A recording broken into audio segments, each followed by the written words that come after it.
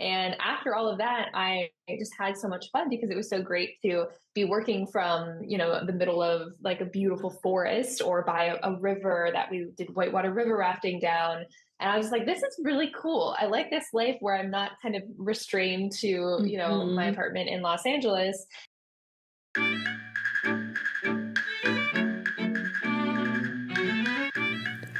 Welcome to Story Power, a bi monthly podcast where my guests and I chat about stories and creativity in all different styles and formats.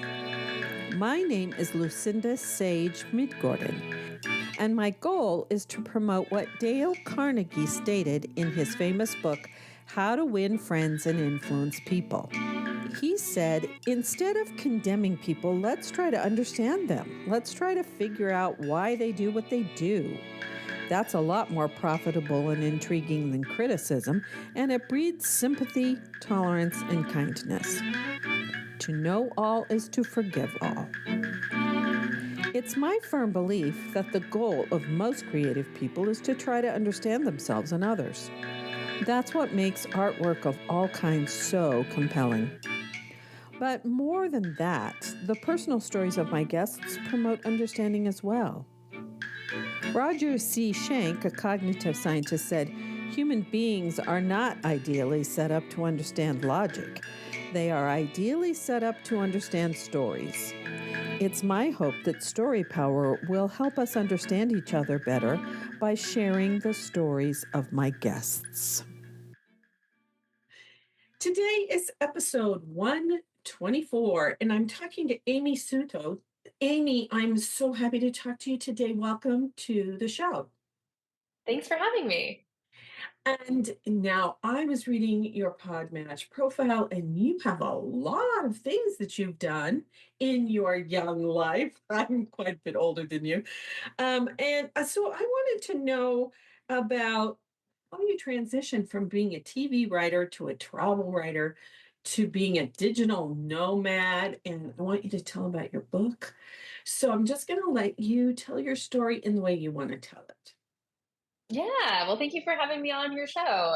It's been quite a wild ride so far, and I started off studying screenwriting in USC. And when I was working my way up the ladder when I graduated, I started working at an agency as an assistant, and then slowly kind of continued to work my way up the Hollywood ladder until I became a TV writer. And I thought that that was the thing that I wanted to do the most. And I had some good experiences, but when I finally kind of got the chance to start writing episodes of TV, I kind of realized that something was missing and it wasn't quite something wasn't quite clicking. And that is also when the pandemic hit and everybody was on pause. My writer's room went into a Zoom room, and I kind of had this feeling of needing to get out of Los Angeles. And so since I was working remotely and all of my friends were too, I was just like, let's all just go quarantine at these empty Airbnbs around the US that are all discounted. And let's all work remotely from different places around the US and do this giant road trip for like 6 months straight. And so we Mhm. started in Palm Springs. We went to Nashville for a month in Colorado, and then we ended up in Washington. And after all of that, I just had so much fun because it was so great to be working from, the middle of like a beautiful forest or by a river that we did whitewater river rafting down. And I was like, this is really cool. I like this life where I'm not kind of restrained to, my Mhm. apartment in Los Angeles. And I love traveling and working with other people. What if I did this full time? And that's kind of what the digital nomad lifestyle is, where you're location independent, you're able to work from anywhere. And when Europe opened up to tourists again, I decided with my partner Kyle that we were going to continue traveling and living this digital nomad life. And so that's when we headed to Europe, and I was in Europe for a few months writing and working with freelance writing clients. And so I would already kind of had a freelance business before the pandemic, but once the pandemic hit, I really ramped that up and ended up doing that more and traveling the world and writing. And during that time, I wrote first a book called Six Figure Freelance Writer about my experience growing a freelance writing business and teaching other people how to do the same. And then most recently, I came out with my book, The Nomad Detective Volume 1, which is my fiction writing debut. So that one sounds really fun. And I apologize that I have not read it yet. I'm still reading one from a couple of guys that I recorded in April or something like that. I'm finally reading their book and I'm going to put a review on on my Patreon. But yeah, that sounds fun. So I try to read the books that my guests write, but sometimes it's, after the fact, and then I post the stuff to Patreon. So that sounds really fun. Their book is a mystery too. It's called The Dead Rock Stars is the name of their book. So theirs is like the rock stars who supposedly died become secret agents. Oh, So it sounds fun. So it is fun. I'm about 30% through and it's really fun. So looking forward to reading your book. Now, the digital nomad thing, what do you do? Do you like help people with their writing or you said you were a travel writer. Do you do travel writing and post it yeah. So places? as a writer of a few different streams of income, so I do freelance memoir ghostwriting for people. So I travel the world and I write their stories. And so I Mm-hmm. have clients that I work with both over Zoom, and then sometimes also they'll fly me out to meet them in person and interview them and their friends and family and write a book about them. So that's what I've been doing for the past 8 years is ghostwriting books and doing developmental edit and also helping people publish their books. So I've been very deep into the book world in the last 8 years. But I also run a travel blog where I write about my experiences traveling and reviewing different places and recommending where to stay and what to do for digital nomads. So I also have a travel blog. And then in addition to that, have a Substack newsletter where Oh, I run a paid newsletter where I teach people how to make writing their job and kind of share everything that I've learned as a writer who has written for publications, written for TV, written for books, and then has this freelancing career. yeah. Oh, wow. You're ambitious. Thank you. Yeah. Yeah.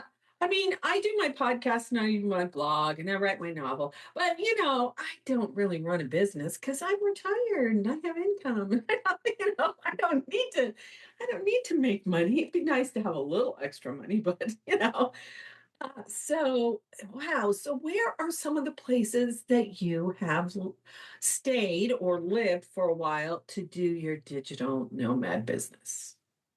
Yeah, one of my favorite places that I've been in the last year was Cusco, Peru. I did the 26-mile Inca Trail trek to Machu Picchu, which was very cool. And that's actually what one of the stories in the Nomad Detective is inspired by. I was on the trail and I thought I was surrounded by all these ancient mysteries. And I was like, it would be great to have a mystery set on the Inca Trail. And Yeah. so that's kind of what inspired one of the stories in the collection.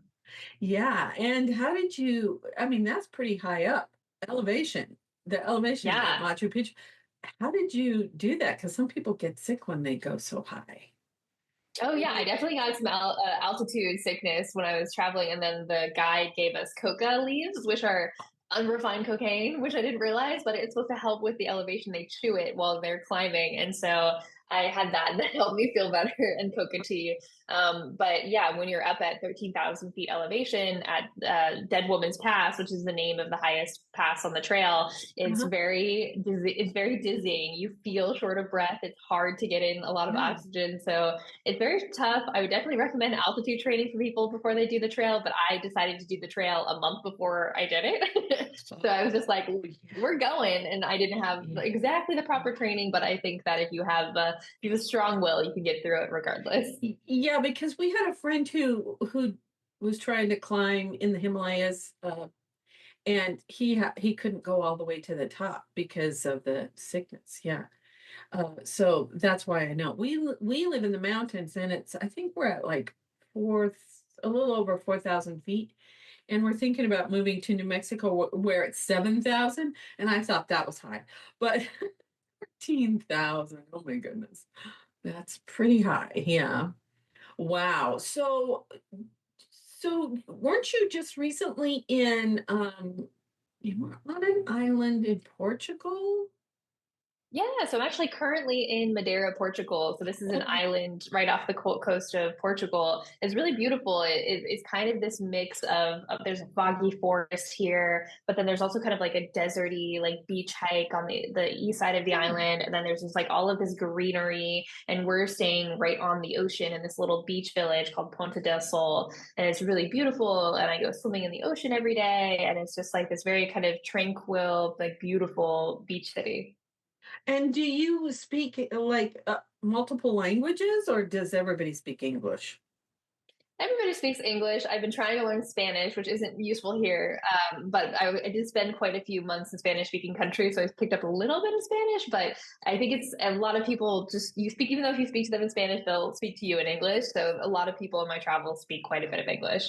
Yeah, my husband and I took a trip in 1996, circumnavigating the globe. And what we discovered was, especially in the Netherlands and Germany, was they wanted to speak English with us because they wanted to practice. So it was like Yeah, we didn't know those languages, but we tried, to say some things in Dutch and German. But yeah, it was they really wanted to just practice their English. So yeah. yeah, it was fun. It was fun. We did learn a few things when we were in Greece, because we took a vacation from our vacation to Aphitos, which is on one of those peninsulas that juts out to the Aegean. And so every day we'd go to the market and buy, because we were in a little hotel room that had we could cook, and it had a little refrigerator. And so but we learned to say a few things so we could talk to the people at the little grocery store. That was fun.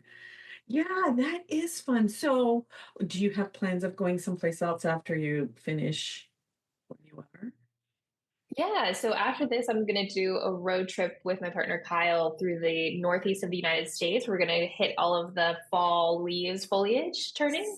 And so that'll be kind of like, it'll be a little bit of less work and more just kind of like a little bit of a vacation driving through and doing some hiking and things like that. And so I've just been in like a lot of different places. So now since the holidays are coming up, we're making our way back to the States to spend time with family for the holiday season. Right. Oh, that'll be good. And then now I looked at your blog. I read one of the entries.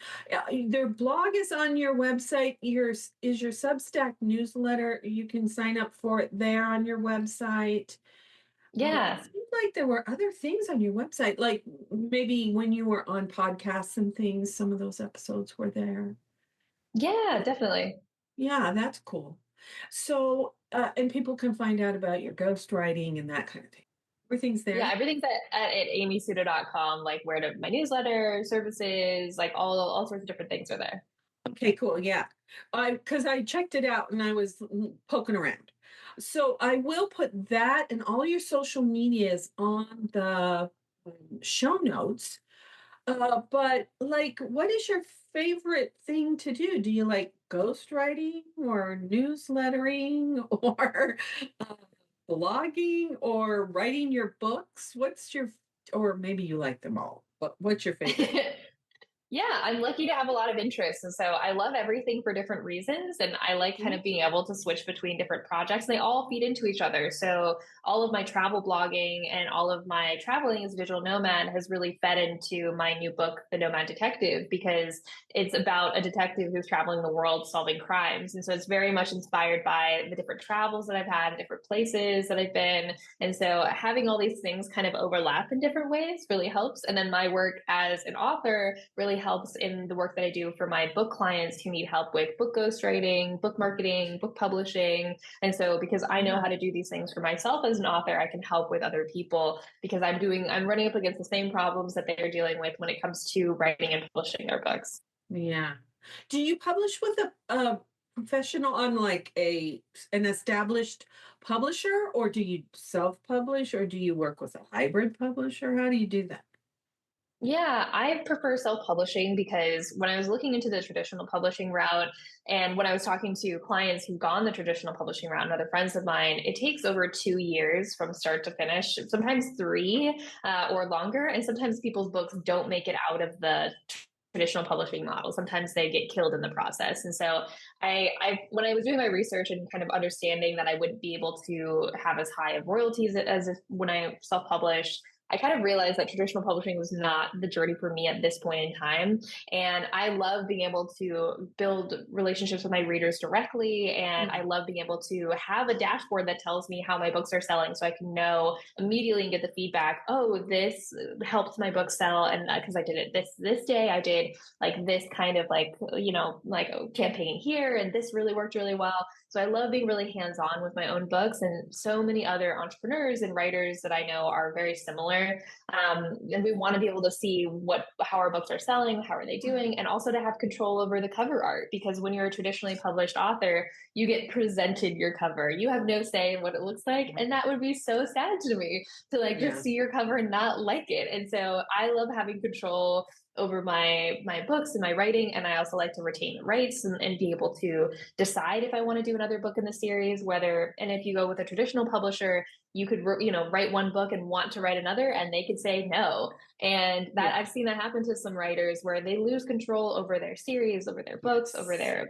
rights. And I think that that's not something that I'm interested in, because especially the traditionally published book and the self-published books are starting to look like unrecognizable in the differences. If you publish your book and self-publish it through Amazon KDP, then you can have a physical copy go out to your readers within like a few days after them ordering it, just like another book. And if your design is good and if the care that you put into making the book looks good, nobody will tell the difference. And I think that is like the true thing that is going to kind of really hurt traditional publishing as a model, when people can just do it themselves and also be able to market directly to their fans and take care of their fans and publish more quickly so their fans can get more content from them, rather than having to wait to go through the bureaucracy for several years of the traditional publishing establishment. Yeah, that's why we did my book that way. Now, we had written a children's book for our oldest nephew, who is now 40, I think. But he was 6, and it was called Scottosaurus the Little Dinosaur. His name's Scott. And so we decided we're going to, Barry is an artist, and he did all the illustrations and everything. And of course, we laminated. This was way back when. And we didn't publish it, but we decided to use it as our test, as our process, because my husband's also a graphic artist. He could lay it out, he could do all that. And at that time when we did that, KDP wasn't a thing. They didn't have all the, now fortunately Barry knew how to do it all, but they didn't have all the helps for authors like they do now. And so, but when it came to my first novel, he did the maps and he did the cover and he laid it out, and we published it, e-published through what used to be Smashwords. I guess they got sold now. I don't know what their name is now. And then we had to do a separate ebook thing for Amazon. But yeah, and so I think that's so great that they have come. There are places where you can go and you can, they're templates for you. And so did you do all the work yourself, or did somebody help you? Yeah, for my book, I wanted to learn. I had design help with a designer that I really love that I worked with. She illustrated my cover, and I had her help formatting my first book. But for my second book, I realized that there's great software solutions where you can do it yourself really easily, where you can just import the Word file and it formats it for you for our EPUB and things like that. And I think that that's actually better if you're an author like me who likes to kind of like be able to tinker, and like if there's something that I want to change, because I was changing like the back material of the book in terms of the call to action for readers to leave a review, and I was like, oh, that's a great idea, and I saw that in another book and I wanted to change that in mine. So I like to be very hands-on with my own books. And so I think for most people, hiring a good book formatter and a book designer, and especially a good book cover designer, is really important. But if you're an author that like craves control like me, then I think learning how to do your own book formatting, because it's much easier than it's been in the past, I think is really easy. And I use a software called Vellum that is really great, that is very easy to just like drop in a Word file and it formats it for you. Oh, that's cool. Vellum. I got to write that down. Because, I'm lucky I have my husband who can do that. But, not everybody can. And I'm telling you, if I had to do that myself, and learn how to actually do the formatting and stuff instead of just popping it in to something like Vellum, I'd be I'd probably be laying on the floor with a bad headache or something. Like, my brain just doesn't work that way. So, yeah, that is so fantastic that all these new things are coming out to help authors. I love that.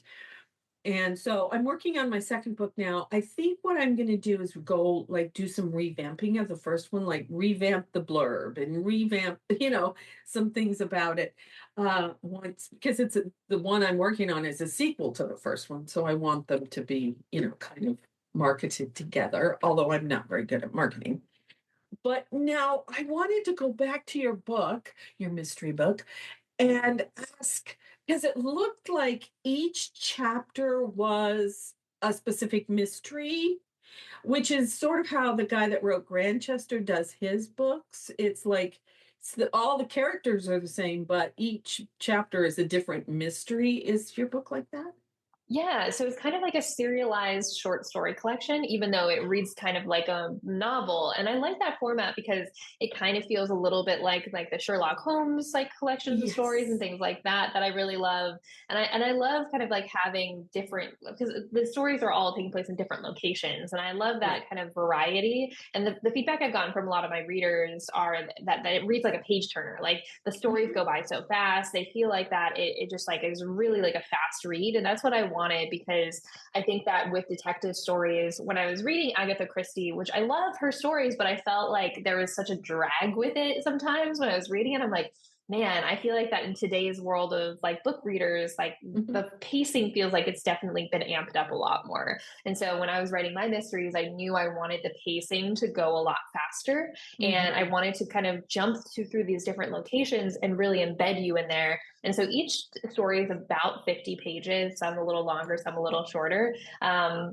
But I love this concept of like being able to have each kind of like episode, kind of like TV, like harkening back to my TV Yeah. roots, where it's like you get a little bit of the case of the week, but there's still a through line of a storyline that is Right. going across all of them. So there's a character arc through all the stories that you could probably read just one chapter in the middle and it would be okay, but if you started at the beginning, you'd see this arc for the characters. Is that what you're saying? Yeah, I Totally. love Yeah. that. I love that idea. Yeah, that's so cool. Now, are you having either of your books done as audiobooks? And do you advise people on that as well?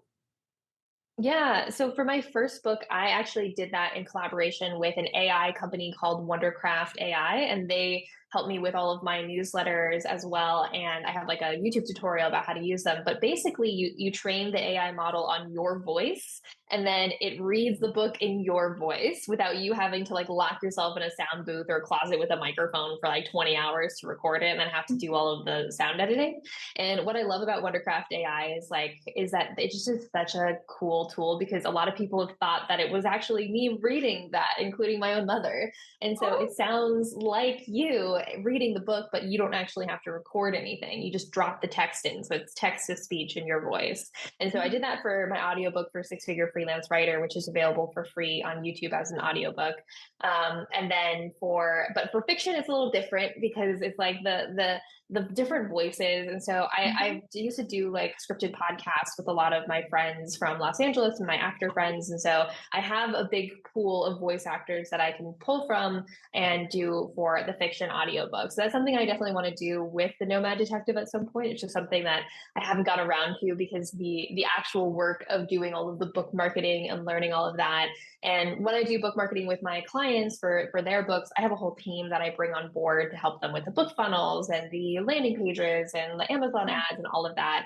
But I thought it was important with my first fiction book that I learned a lot of these things from scratch by myself without any help because I wanted to really kind of pressure test every part of the fiction marketing side of things. And so on my Substack newsletter, I'm actually going to be sharing what's working, what's not. Here's the book sales. Here's what I tried this month. And so I have a bit of a breakdown of the different things that I've been trying.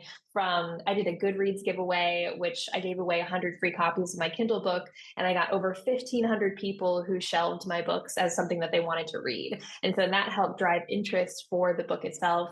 And so there's all these kind of things, experiments that I'm trying to figure out how to use these different services and book marketing tools and be like, is this worth it or is it not worth it? And that's what Yeah. I'm currently trying to learn. Yeah, right. I do have an author page on Goodreads, but like, again, my brain kind of doesn't work in the marketing thing. And so I have a college friend who's offered to help me, and she has a marketing business. Well, she used to. I don't, she might be retired now because she's my age. But yeah, so I think she might help me with that because I haven't really done much with that.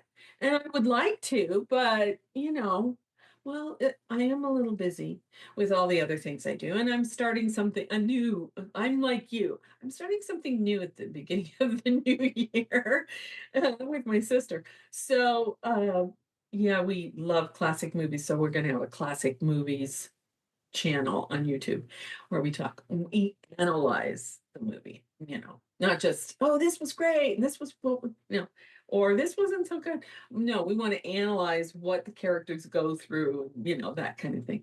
So, so yeah, that is so, I just admire people like you who go, oh, I'm going to learn this whole entire process and whose brains work that way because I wish my brain worked that way, but it doesn't. So that's really fantastic. Now, I have, something went on with my AirPods. I don't know what happened. Yeah, Okay. AirPods can be tricky. Yeah, AirPods can be a little bit of a struggle. These are my new AirPods, even. Okay. I apologize for the technical difficulties. I just got a new mic that's a standalone mic. And so I'm learning how to use my AirPod because I used to have a headset with a microphone and I didn't like wearing the headset all the time. So now, where were we? I had asked you a question and I don't remember what it was. So I may have to edit that out. But one of the things that I really wanted to know about was your newsletter and how often do you publish it? And I love that you help people. So let's go there. Let's talk about that. Yeah, so I have a Substack newsletter. And so the unique thing about Substack is that it's a paid newsletter. So it's kind of like a magazine where like the people can subscribe directly to the writers they really love.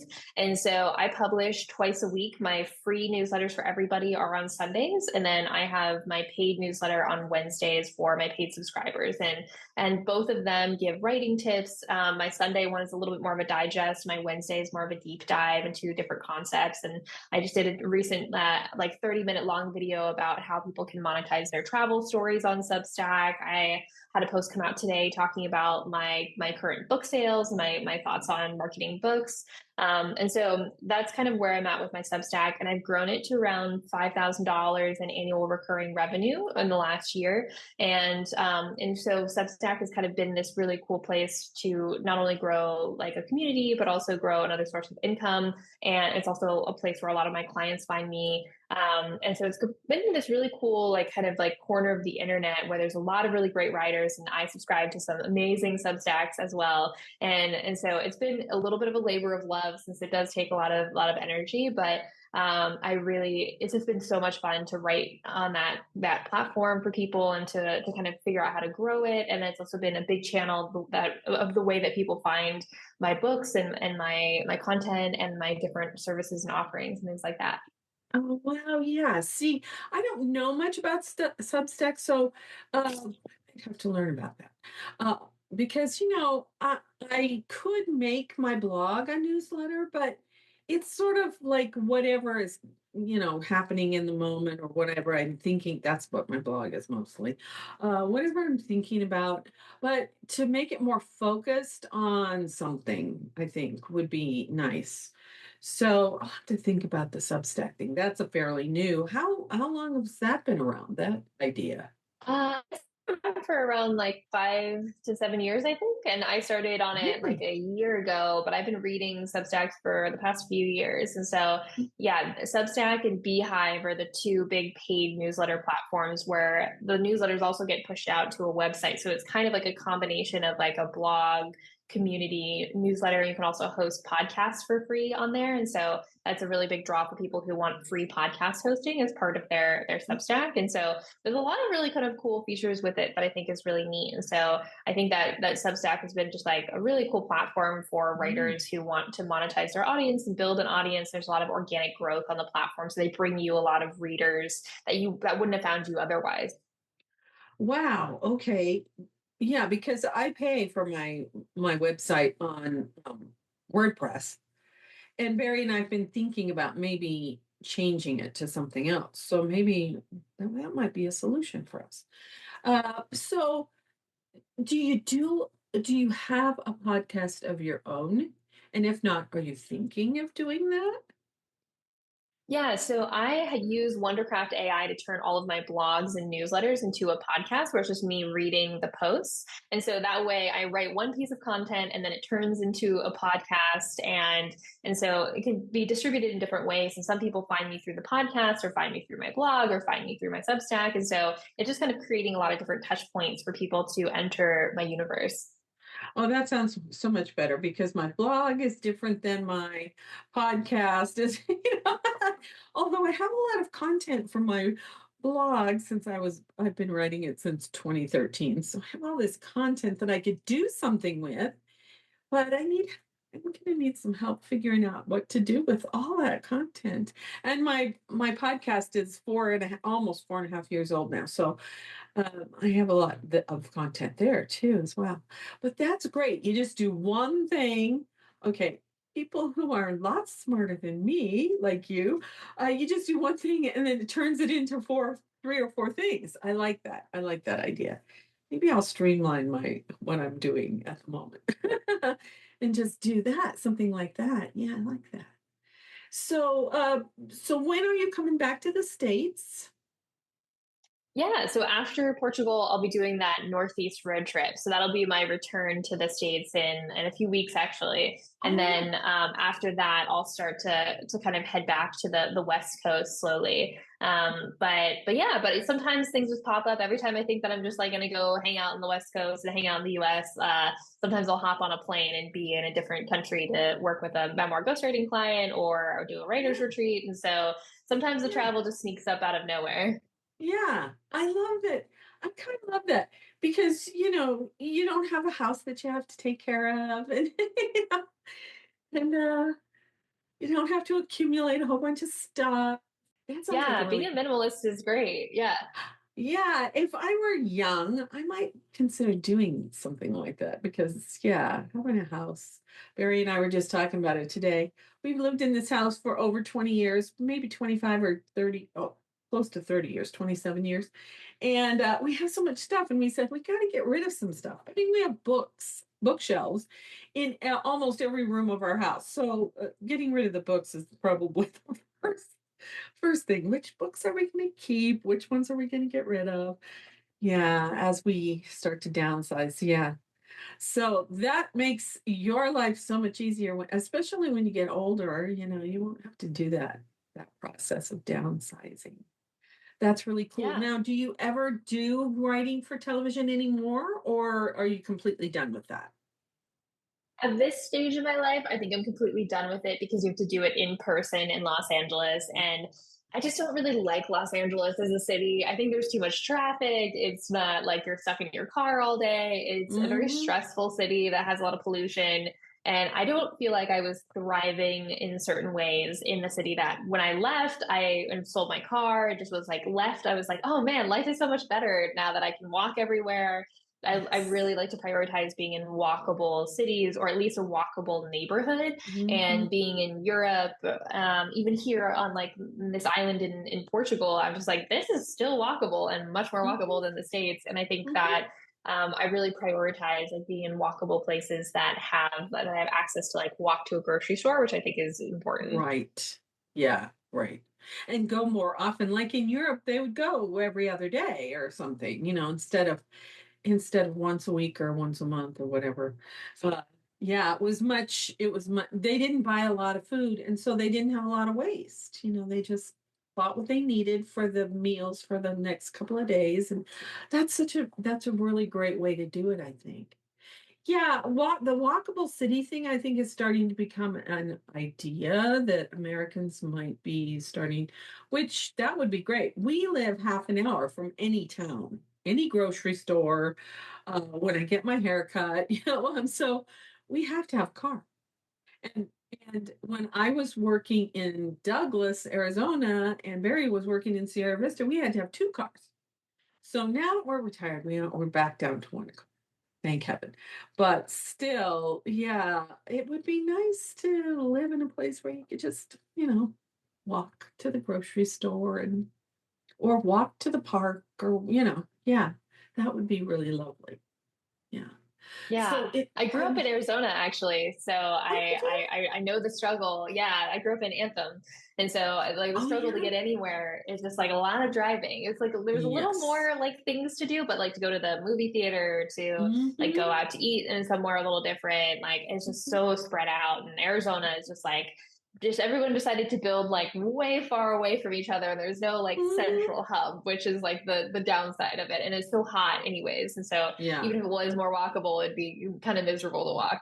Yeah. And we live in the mountains, but it was a hot summer. And we have solar panels, thank heaven. So our electric bill is only really, really small. A lot of times we don't pay anything because the extra energy goes to the electric company. But oh man, this has been a hot summer. Yeah.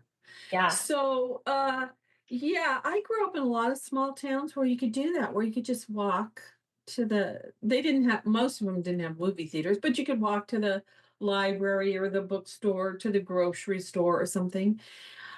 And yeah, I kind of miss that. Because we have hybrid vehicles, but still, it's nice not to be contributing to the ozone breaking down of the ozone layer. So, well, I hope you enjoy your time up in the Northeast. I have a cousin who lives in Vermont, and I've never been there in the fall, so might have to go visit him some fall. See the leaves. It's beautiful there. Yeah. No, I'm excited. Yeah, yeah. Good for you. Okay. Do you have anything else that you want to say that I have not asked you, or that you just want to leave with the listeners?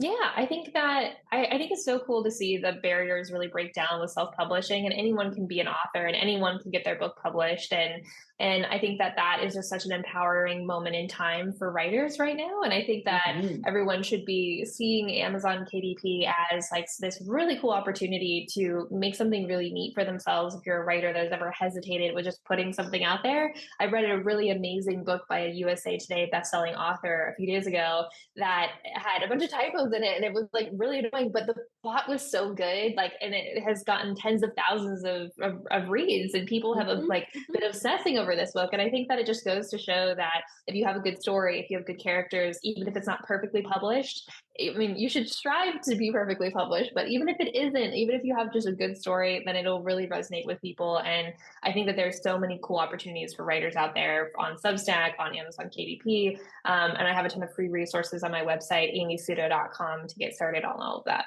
Yeah, that's great. That's great.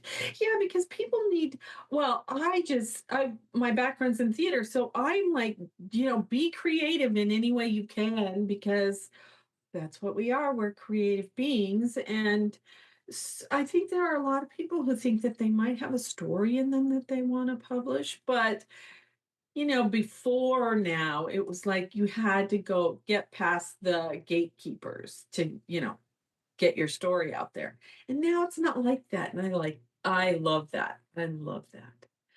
Oh, Amy, this has been so much fun. Thank you so much for talking to me. I Yeah, thank you appreciate so it. much for having me.